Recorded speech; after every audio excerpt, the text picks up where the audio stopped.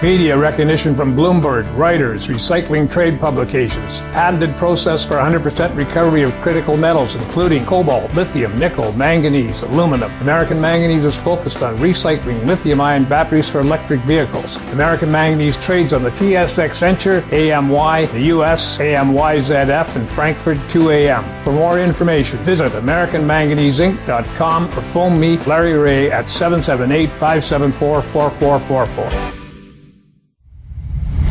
You're listening to HowStreet.com radio, available online at TalkDigitalNetwork.com. Welcome to HowStreet.com radio, the online source for market opinions. Here is Jim Goddard. My guest is Victor Adair, recently retired from nearly 50 years of being in the brokerage business in British Columbia. His website, victoradair.ca. He's still totally involved in the markets. And Victor, this is our last show of the year, and we always kind of like to take a look back. What really stood out for you for 2021?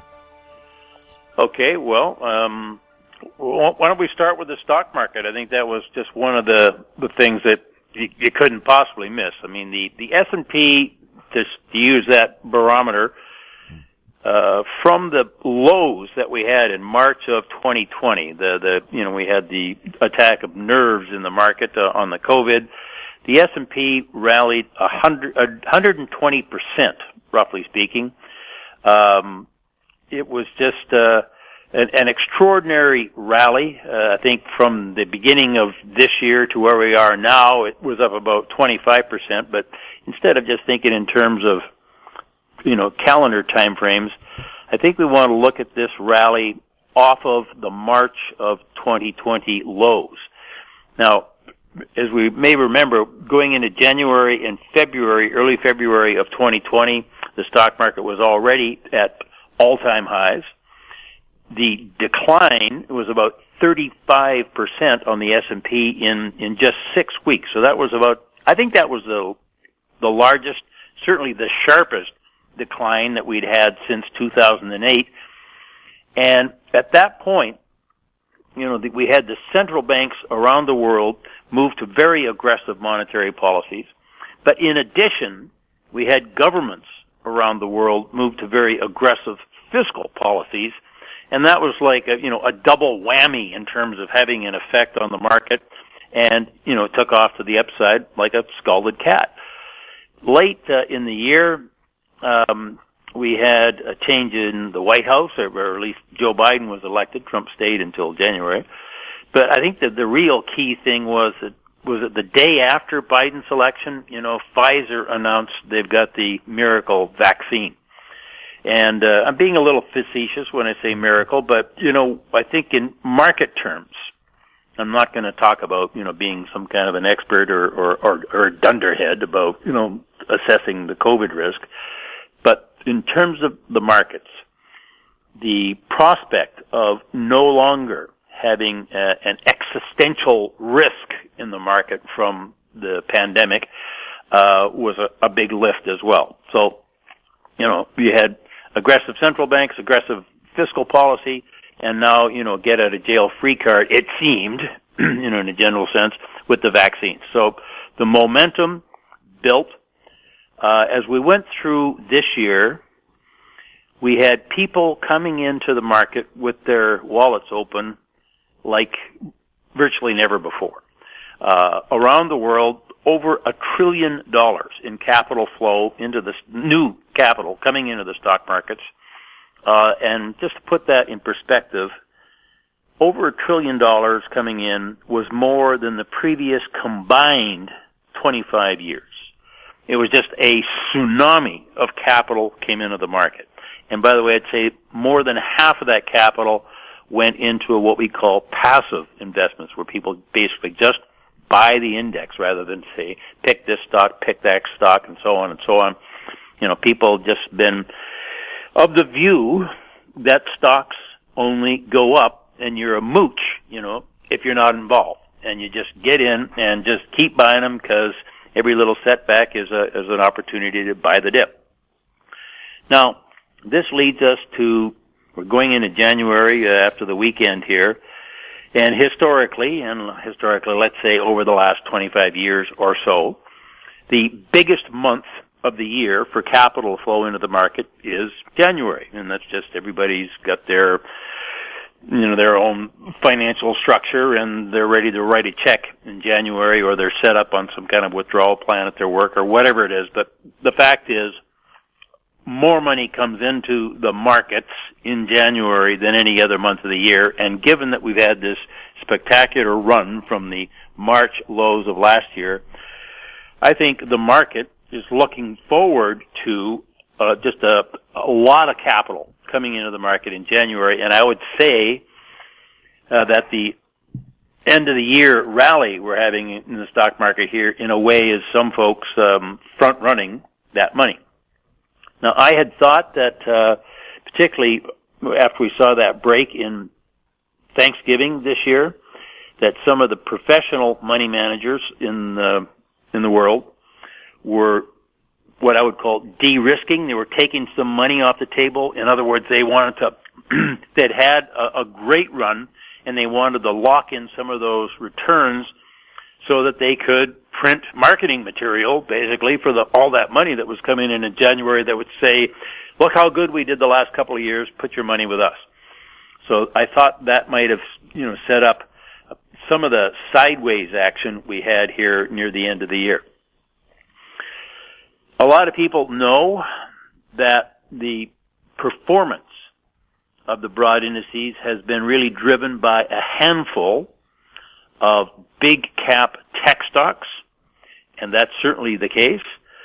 If you took out, roughly speaking, the NASDAQ maybe was up 25% on the year, but almost 18-19% of that was due to a handful of stocks. If you had taken them out, we would have had a return in the neighborhood of 5 or 6%. The outperformance of these big cap tech stocks helped the American markets just blow away stock markets around the world. Like, the American stock performance was just so much greater than anybody else's that nobody else was even in the race. And then some of the markets, like China, of course, just got whacked pretty good. I mean, one sector in the Chinese market, the tech sector, down 40% from the highs they had in February this year. And over there, the government policies were about common prosperity, and you could see that some of the big shots that were running the big companies got taken out behind the woodshed and given a spanking, and trouble in the real estate market over there.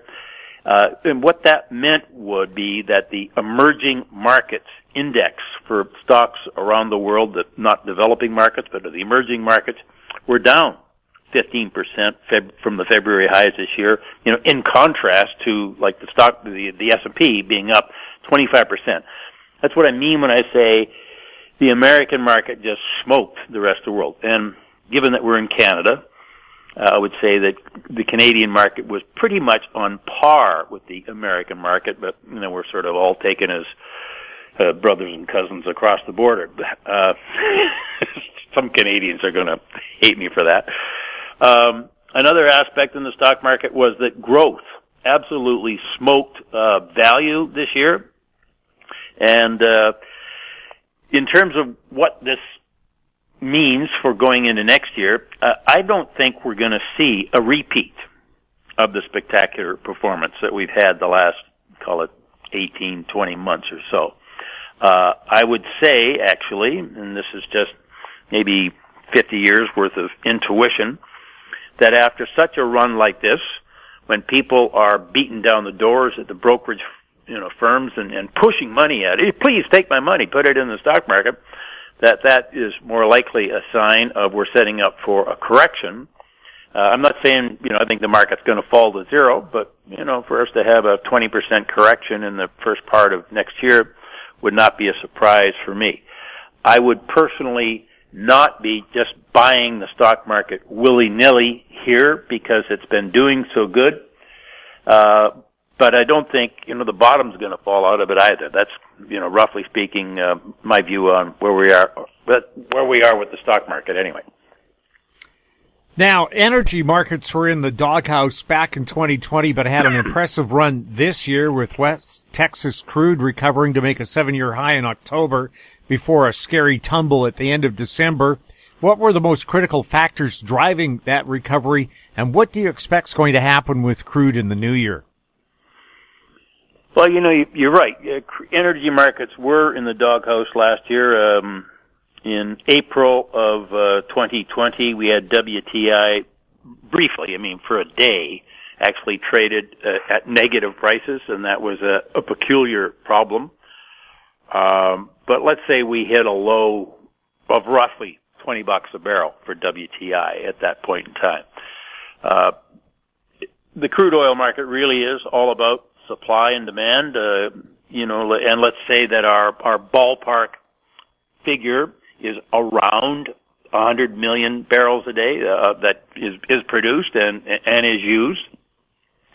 So when we had the COVID come along, we had a reduction in demand. OPEC in particular stepped up with production cuts to reduce supply. The shale patch reduced supply because prices went down and they couldn't afford to keep cranking it out. As we go into this year, and we had the energy markets generally moved from being in the doghouse to being the star of the show. Some pretty spectacular moves. I think generally based on the thought that we have the reopening, that we're coming out of the economic disaster that we were in as a result of trying to deal with the pandemic. So the thought would be, the producers aren't going to be able to increase supply fast enough. Demand's going to outstrip it, and so on. And I think that was kind of the general feeling behind the rationale for why we rallied from, call it $20 low last year to a high of $85 in October this year on WTI. Another factor here clearly is let's call it ESG. The markets, ESG, I guess a couple of factors here would be that there's a thought that we're going to transition away from using fossil fuels, and we're going to go to a greener, more sustainable source of energy. And it's my personal thought that there's probably been a lot of money poorly invested on that thinking. I think there's going to be some incredible opportunities to trade in the energy markets here as we come up against call it the brutal realities of trying to wean ourselves off of fossil fuels.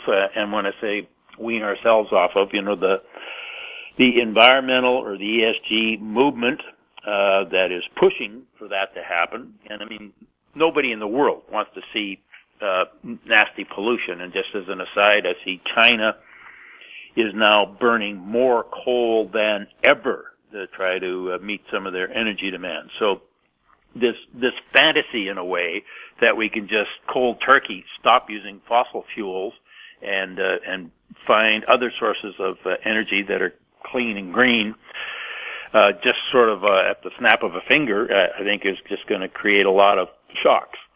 We've seen, for instance, in Asia, but more particularly in the news, Europe, natural gas prices here this fall just absolutely skyrocket.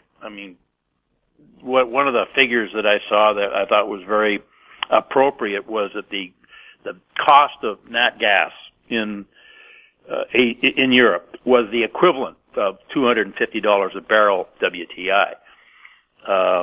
We are now seeing the beginnings of an arbitrage with LNG coming from the United States and going to Europe.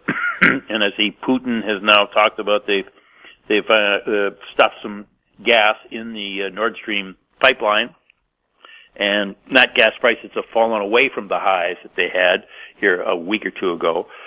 But we're going to have those kinds of shocks, and not just nat gas, because nat gas is used a lot to create electricity. Electricity prices were shooting higher in Asia, but we also had, remember that in Texas just earlier this year, we had a real shortfall of electricity supply down there, and people were freezing to death in Texas, for crying out loud. Something I've seen just very almost behind the scenes kind of thing is that the open interest, in other words, the volume of people participating in the markets on the energy futures. We got WTI at a 5-year low, gasoline in New York at a 7-year low. Some people describe that as a lack of liquidity, and it certainly is. But I'm thinking that maybe just the intraday volatility of price action is scaring some people away from taking overnight positions in those markets. And by the way, I see that the open interest in the S&P 500, the E-mini contract, is at a 13-year low. And I think, again, same kind of thing would maybe be a factor where the intraday volatility is just so scary that people are backing away. And a lack of liquidity across different markets could really set up for some rocky price action as we go into next year. Maybe one more thought on energy, Jim, and this is a bit of a sidebar, but, we're seeing that energy costs going up are increasing fertilizer costs, and you can then go through and expect that we're going to see rising food costs. Now, some folks that are listening that have been in the grocery store lately would say, hey, it's already happening. I know I was in the store a day or two ago and buying some peppers. $5 a pound for peppers, and you can go on and on. A few weeks ago, I saw tenderloin beef was $50 a pound. My gosh, where do these prices come from? Anyway, energy is going to be, I think, an incredibly interesting market, probably some real wild swings as we go forward. And I'm going to think that we're going to see some price spikes. I know a few months ago you asked me if we could see $100 a barrel WTI this year, and I said no, I don't think so. I think we get up into the $80+ range. That's going to start to ration demand and all that. But I'll tell you what, going into next year, I would not be at all surprised to see us trading well above $100. But probably later in the year, I still kind of generally think that if we're going to get a correction in some of the bullish enthusiasm that we have in stocks and commodities, it's probably going to come in the first part of the year, but maybe as we get into the back end of the year, unless, all hell breaks loose somewhere, that we could see the speculative fever come back again. We'll have more with Victor Adair right after this. Don't miss out. Stay informed. Receive the HowStreet.com weekly recap with thought-provoking podcasts, radio, and articles delivered to your inbox. Sign up for the HowStreet.com weekly recap on our homepage at HowStreet.com. Welcome back. We're speaking with Victor Adair. Victor, the U.S. dollar index made a 3-year low the first week of 2021 and finished the year higher against nearly all the other currencies. Why did that happen? And do you think the U.S. buck continues to rise in the new year? Yeah, I thought we had a wonderful inflection point back in January the 6th. That was when the mob stormed the Capitol building in Washington. And let's just say, the riot, whatever. I'm not going to get political. But that was a classic case of, when there's blood on the streets, you buy. That was a low. The market took a rally from there, fell back a bit, but then chugged higher. And you're right, the U.S. dollar was stronger against virtually all currencies, all of the actively traded currencies anyway, this year. I think one of the big picture reasons for that, and I'm going to say I got this from Martin Armstrong years and years ago. He would talk about capital flow, and earlier in this interview, I was saying how the U.S. stock market just smoked the rest of the world. And it wasn't like a one-day wonder. This has been going on for a couple of years. And just like in the late 1990s, when the U.S. stock market was way hotter than anything else in the world, we had that same situation here, and I think that draws capital to America. One of my old expressions was that, capital is looking for safety and opportunity. And, America is a real safe place to put your money relative to other places in the world. And the opportunity clearly in the American market, as we're saying, the S&P's up 25%, while the emerging market index is down 17%. I mean, that'll draw capital. And there's an old expression, in the currency markets that you're trying to, it's like a beauty contest, okay? You're not picking the prettiest participant. You want to pick the one that you think the other judges are going to pick. So the U.S. dollar, in other words, would maybe be the least ugly currency of all of the currencies that there are in the world, and that still pertains. So I think that's been a big part of it. So the magical question always is, so what now? Here we are. I think maybe that continues, but if we have a bit of a loss of confidence, let's say in the first half of the year, two things could happen. If it's a really dramatic loss of confidence, I think that's good for the U.S. dollar because capital is looking for safety.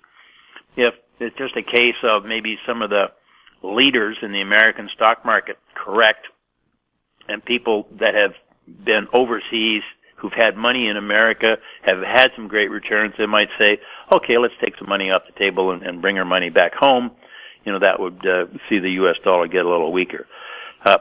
I don't know at this point which way it goes. I'll be watching for that. I think however if the U.S. dollar is going up or down is going to be important to all of the markets that I trade. And right at the moment, I've got a pretty open mind about if it goes one way or the other.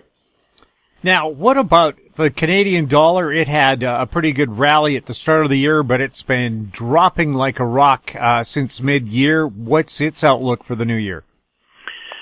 Yeah, Canada did better than the U.S. dollar, did better than virtually all other currencies in the first half of the year, largely on the back of a strong commodity market. We had a 10-year bear market in commodities, roughly from 2011 to 21.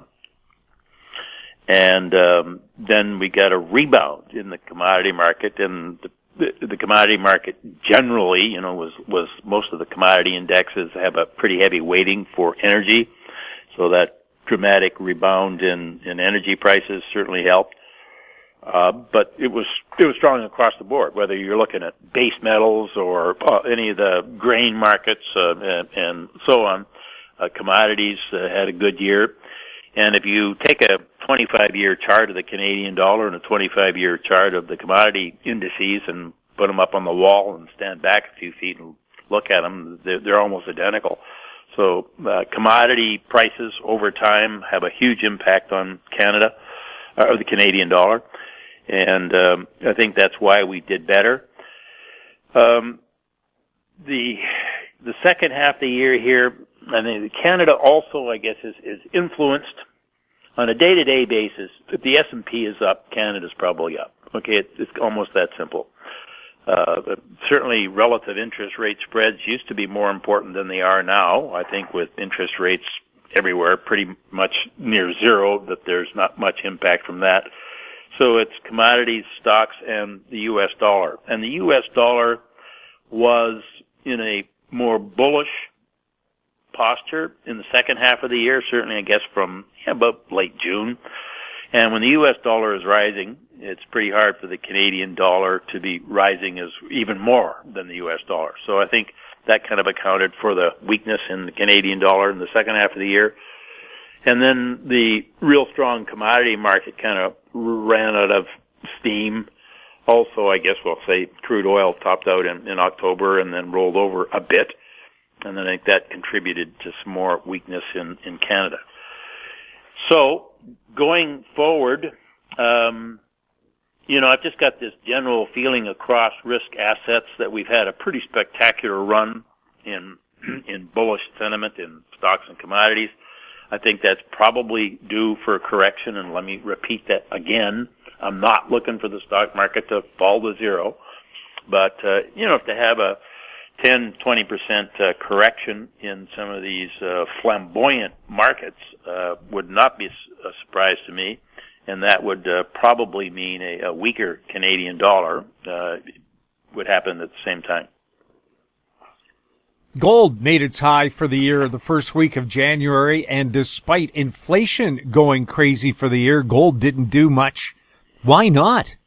Yeah. And will that change? I think there's a number of answers to that, and I know my good friend Martin Murenbield has done, and he's a classic economist. He was able to come up with some calculation that showed sort of how much Bitcoin and the other cryptocurrencies hurt gold, and there was some impact from that market. I'm maybe a little more simple or a little more old school. I'll tell you that the gold ETF market had an inflow of capital in 2020, and that was the year that I guess gold hit the high in July of that year, following the COVID scare in March. But the total inflow was about 750 tons worth of gold bought by gold ETFs. This is North American, European, and some residual for the rest of the world. Whereas this year, the ETF market sold 300 tons of gold.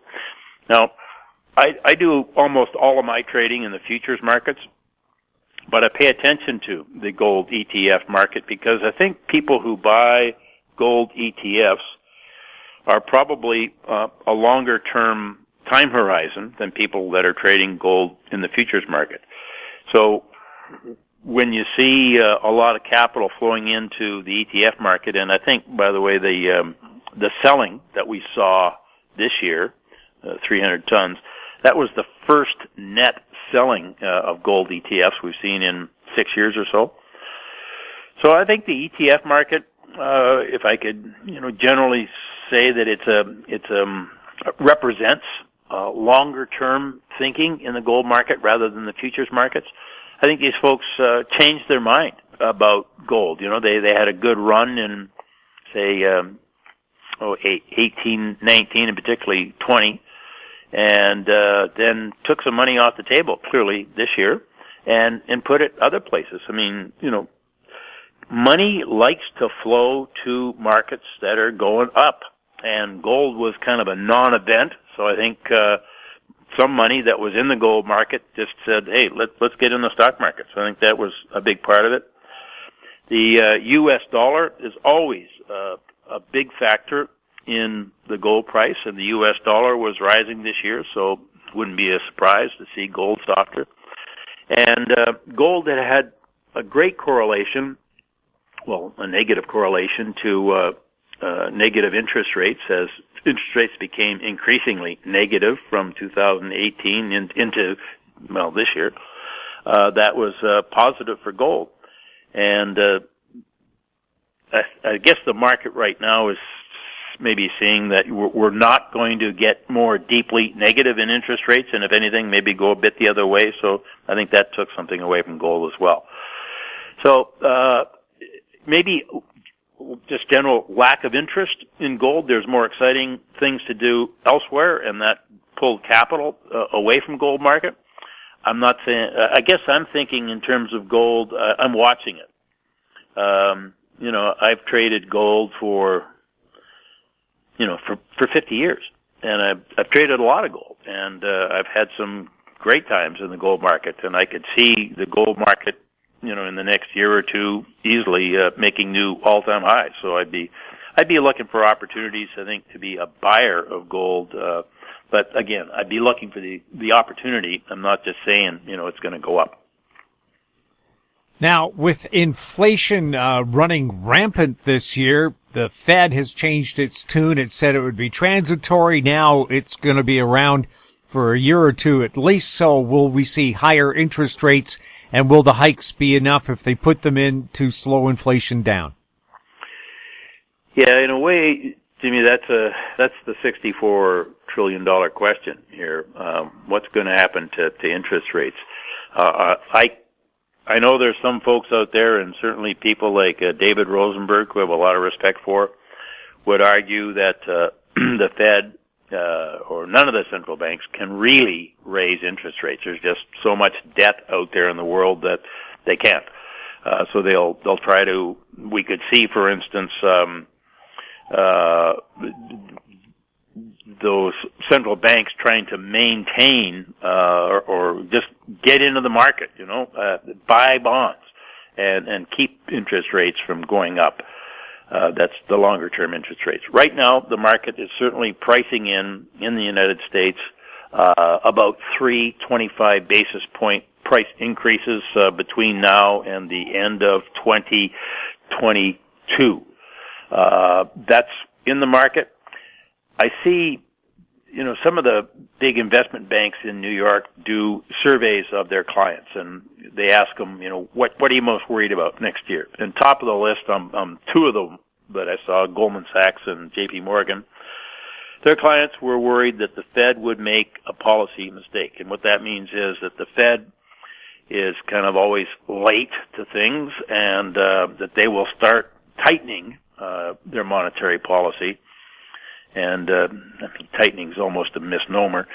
But anyway, into a slowdown, and that would just exacerbate the problem. So